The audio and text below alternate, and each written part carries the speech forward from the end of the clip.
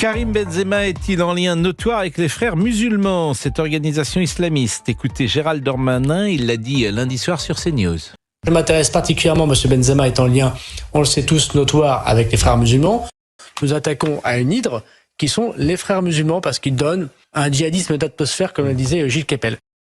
Aujourd'hui, je vais vous parler d'une affaire qui a fait beaucoup de bruit en France, l'affaire Darmanin-Benzema. Vous savez peut-être que Karim Benzema, l'ancien attaquant du Real Madrid et de l'équipe de France, a reçu le Ballon d'Or en 2022, récompensant le meilleur joueur du monde. Mais vous savez peut-être aussi que Karim Benzema est au cœur d'une polémique depuis qu'il a exprimé son soutien aux habitants de Gaza, victimes des bombardements israéliens, dans un message posté sur X. Ce message a provoqué la colère du ministre de l'Intérieur Gérald Darmanin qui a accusé Karim Benzema d'être en lien notoire avec les frères musulmans, une organisation islamiste radicale, sans apporter de preuves à ses propos. Il a également reproché aux sportifs de ne pas avoir condamné les attentats islamistes qui ont frappé la France, notamment celui qui a coûté la vie à un professeur d'histoire-géographie à Arras. Karim Benzema a réagi par la voix de son avocat qui a démenti tout lien avec les frères musulmans et a annoncé son intention de porter plainte contre le ministre pour diffamation ou injure publique. Il a également affirmé que son message sur X n'était pas une prise de position politique, mais un geste humanitaire envers les civils innocents. Mais ce n'est pas tout. Une sénatrice des Républicains, Valérie Boyer, a décidé d'en rajouter une couche. Le ministre de l'Intérieur a dit que Karim Benzema avait des liens, une intelligence avec l'ennemi, les frères musulmans, ceux qui sont proches du Hamas. En demandant carrément le retrait du Ballon d'Or de Karim Benzema et la déchéance de sa nationalité française. Organisation terroriste, ceux qui ont dit que le 13 de ce mois, le vendredi 13 de ce mois, c'était la journée du djihad.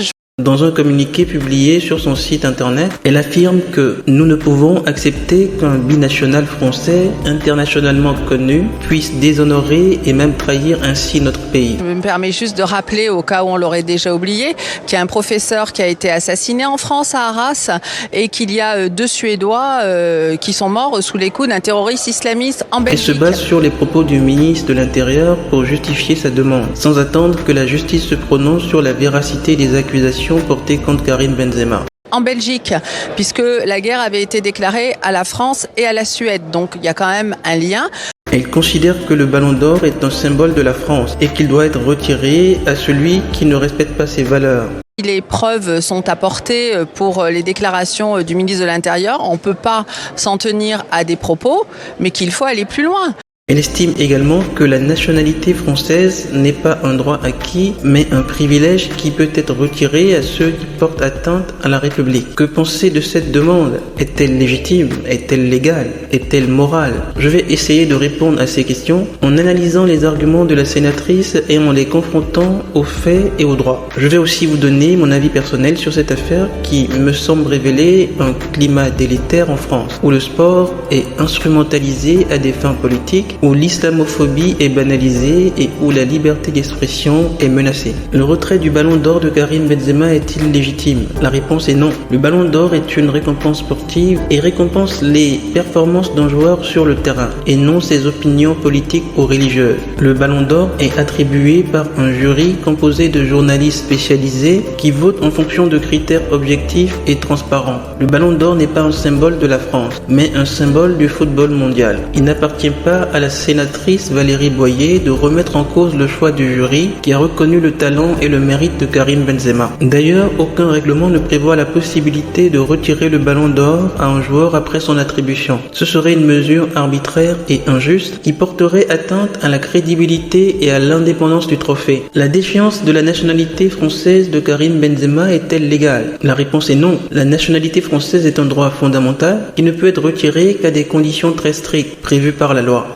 Selon l'article 25 du Code civil, la déchéance de la nationalité française ne peut être prononcée que si la personne concernée a été condamnée pour un crime ou un délit portant atteinte aux intérêts fondamentaux de la nation ou pour un acte de terrorisme. Or, Karim Benzema n'a été condamné pour aucun de ces motifs. Il n'a même pas été mis en examen ni jugé pour les accusations portées contre lui par le ministre de l'Intérieur. Il bénéficie donc de la présomption d'innocence qui est un principe constitutionnel. La déchéance de la nationalité française de Karim Benzema serait donc une violation flagrante du droit et de la Constitution. La déchéance de la nationalité française de Karim Benzema est-elle morale? La réponse est non. La nationalité française n'est pas un privilège mais une identité. Elle ne se résume pas à un passeport ou à une carte d'identité mais à un sentiment d'appartenance, à une histoire, à une culture, à des valeurs. Karim Benzema est né en France, il a grandi en France, il a été formé en France, il a joué pour l'équipe de France. Il a toujours revendiqué son attachement à son pays tout en assumant ses origines algériennes. Il a toujours respecté les lois et les règles de la République tout en exprimant sa liberté d'opinion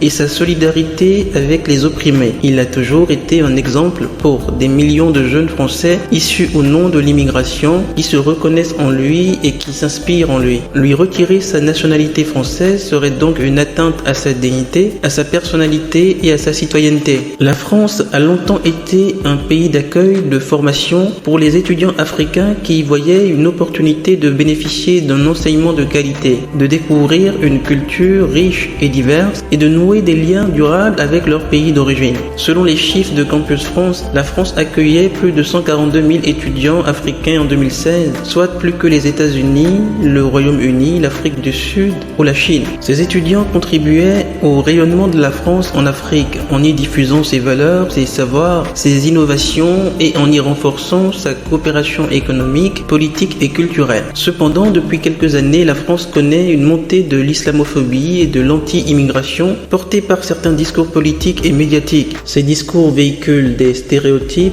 des préjugés et des stigmatisations à l'égard des musulmans qui représentent environ 10% de la population française et des immigrés qui sont souvent originaires d'Afrique. Ces discours ont des conséquences sur l'accueil et l'intégration des étudiants africains en France, qui se sentent parfois rejetés ou méprisés. Face à cette situation, de nombreux étudiants africains se détournent de la France comme destination d'études. Ils préfèrent désormais aller étudier en Amérique du Nord ou d'autres pays qui leur offrent plus de respect, de sécurité et d'opportunités. Selon les données de Campus France, le nombre d'étudiants africains en France a atteint un record en 2022 avec plus de 400 000 inscrits, mais il s'agit surtout d'une reprise après la stagnation liée à la pandémie de la Covid-19. Sur le long terme, la tendance est à la baisse. Entre 2010 et 2019, la part des étudiants africains dans le total des étudiants étrangers en France est passée de 45% à 35%.